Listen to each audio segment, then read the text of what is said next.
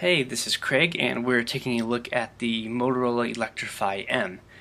The Electrify M is essentially US Cellular's version of the Droid Razr M on Verizon. However, there are a few changes, most notably on the outside, where it has a more subtle look and doesn't come with any of the fancy Kevlar. However, the layout of the buttons is practically identical to the Razr M.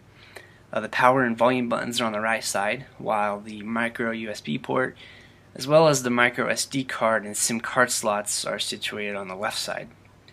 The display is the same 4.3-inch Super AMOLED display as the Razr M with a resolution of 960 by 540.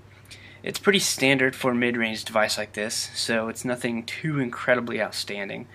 It does have really good color saturation, but text and small icons don't really show up very crisp, and that's probably to blame on the pin tile pixel layout.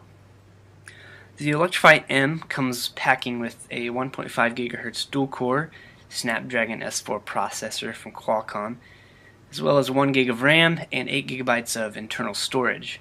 Despite only being a mid-range handset, it really can perform, and benchmarks prove that it can keep up with the frontrunners, specifically the HTC One X in Quadrant, and in Antutu it was able to barely outperform the Samsung Galaxy Note and the Galaxy S2, which are both last-gen devices, but they're still fairly relevant.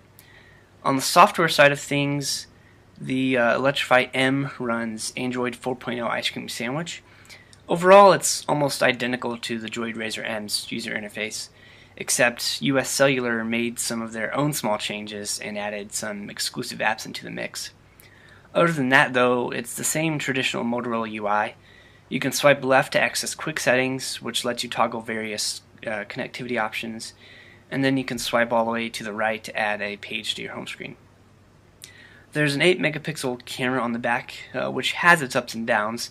Assuming that you have adequate lighting, it can take some really impressive photos. I was actually really surprised at what I could come up with as far as trying to get some quality shots.